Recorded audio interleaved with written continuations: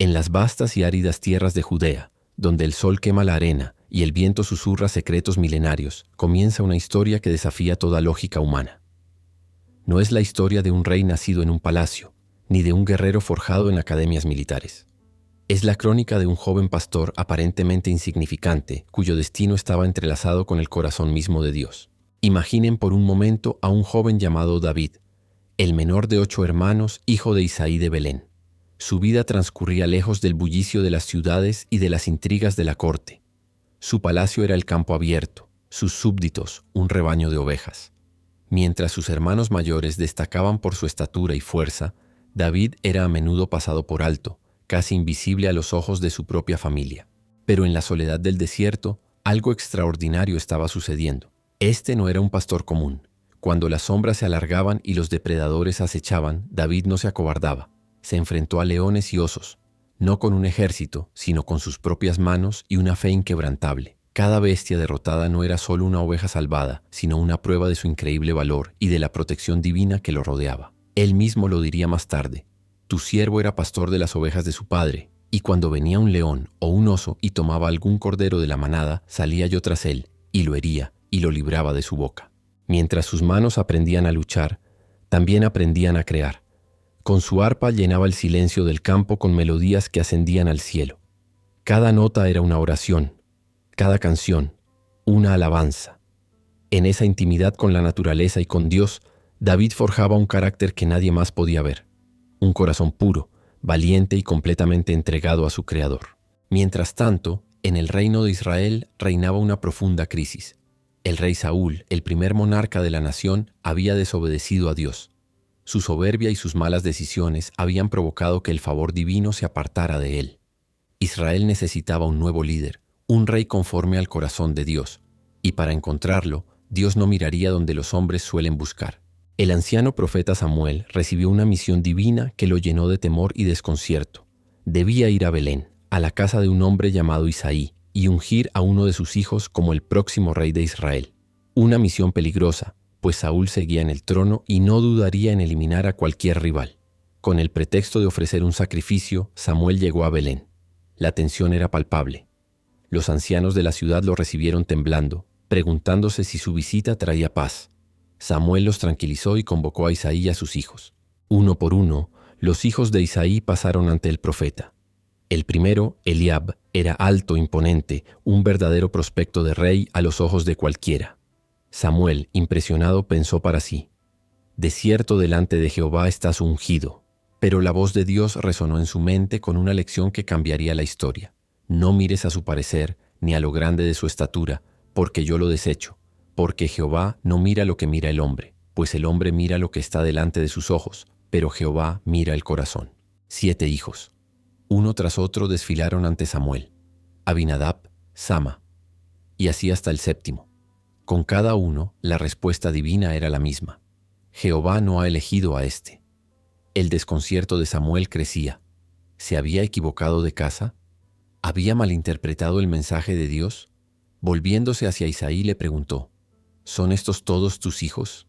La respuesta de Isaí revela lo insignificante que David era para su propia familia.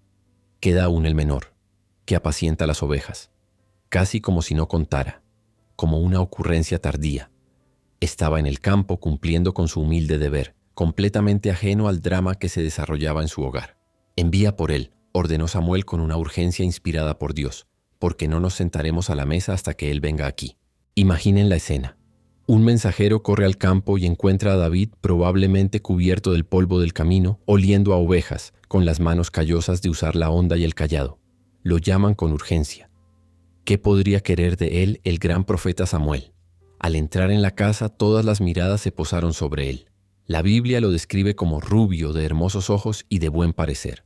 En el instante en que Samuel lo vio, la voz de Dios confirmó su búsqueda. Levántate y úngelo porque este es. El anciano profeta tomó el cuerno de aceite y ante la mirada atónita de su padre y hermanos derramó el aceite sagrado sobre la cabeza del joven pastor. En ese momento algo cambió para siempre. La Biblia dice que desde aquel día en adelante el Espíritu de Jehová vino sobre David.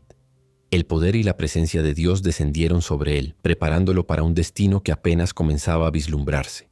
Aún no llevaba una corona, ni se sentaba en un trono, pero en el plano espiritual ya había sido elegido y consagrado. Mientras el Espíritu de Dios llenaba a David, ese mismo Espíritu se apartaba de Saúl. El rey comenzó a ser atormentado por una profunda angustia, una melancolía que ningún médico podía curar. Sus siervos desesperados le hicieron una sugerencia: encontrar a alguien que supiera tocar el arpa. La música, creían, podría calmar su espíritu atormentado. Y aquí, el destino vuelve a tejer sus hilos de forma misteriosa.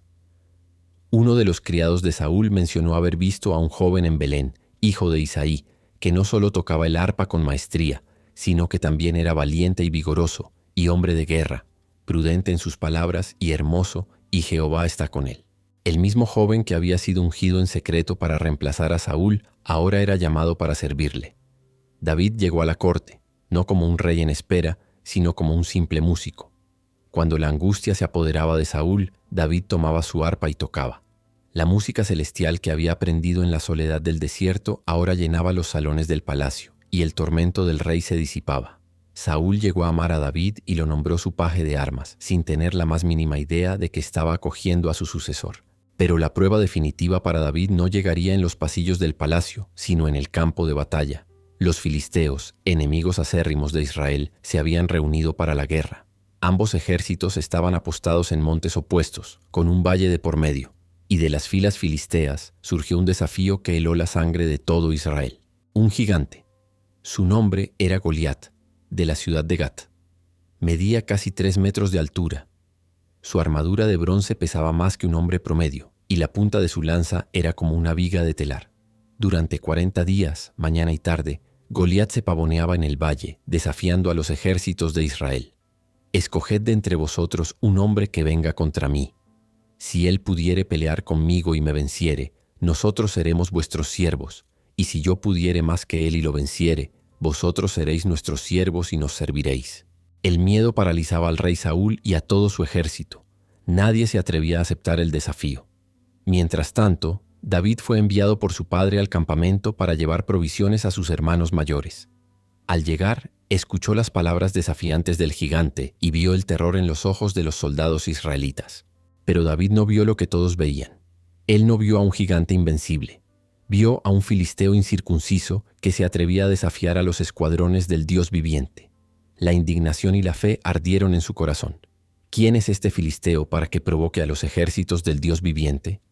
Sus palabras llegaron a oídos del rey Saúl, quien lo mandó a llamar. Frente al rey, el joven pastor pronunció las palabras más audaces que se habían oído en 40 días. No desmaye el corazón de ninguno a causa de él. Tu siervo irá y peleará contra este filisteo. Saúl, incrédulo, le respondió: No podrás tú ir contra aquel filisteo para pelear con él, porque tú eres muchacho, y él un hombre de guerra desde su juventud. Pero David tenía un currículum de batallas que nadie conocía. Le contó al rey cómo había defendido a sus ovejas de leones y osos, y concluyó con una declaración de fe absoluta: Jehová, que me ha librado de las garras del león y de las garras del oso, él también me librará de la mano de este filisteo. Convencido por su fe, Saúl accedió. Intentó vestir a David con su propia armadura, su casco de bronce y su coraza. Pero David, que nunca había usado algo así, apenas podía moverse. Se la quitó. Su confianza no estaba en el acero ni en el bronce. En su lugar, tomó su cayado de pastor, caminó hasta un arroyo cercano y escogió 5 piedras lisas. Las guardó en su zurrón de pastor y con su honda en la mano, avanzó hacia el valle para encontrarse con el gigante. Goliat, al verlo, lo despreció. Un muchacho con un palo. ¿Soy yo perro para que vengas a mí con palos?, rugió. Y maldijo a David por sus dioses. Pero la respuesta de David se ha convertido en un himno de fe para la eternidad. Tú vienes a mí con espada y lanza y jabalina, mas yo vengo a ti en el nombre de Jehová de los ejércitos, el Dios de los escuadrones de Israel, a quien tú has provocado. Jehová te entregará hoy en mi mano, y toda la tierra sabrá que hay Dios en Israel. La batalla fue increíblemente breve. Mientras Goliat avanzaba, David corrió hacia él, metió la mano en su bolsa, sacó una piedra y la puso en su honda. La giró con toda la fuerza de su brazo de pastor y la lanzó. La piedra se hundió en la frente del gigante. Goliat cayó de bruces sobre la tierra. El muchacho había vencido al monstruo. El pastor se había convertido en el héroe de la nación. La historia de David es la prueba de que los planes de Dios trascienden la lógica humana. Él no elige por la apariencia, la fuerza o el estatus. Él mira el corazón, un corazón que, como el de David, esté dispuesto a confiar, a obedecer y a darle toda la gloria. Desde los campos de Belén hasta el trono de Israel, la vida de David es un poderoso recordatorio de que con Dios, hasta el más pequeño puede derribar gigantes. Gracias por acompañarnos en este increíble viaje. Si esta historia te ha inspirado, no olvides darle a me gusta, compartirla y suscribirte para no perderte ni un solo capítulo de estas crónicas que cambiaron el mundo. Nos vemos en el próximo video.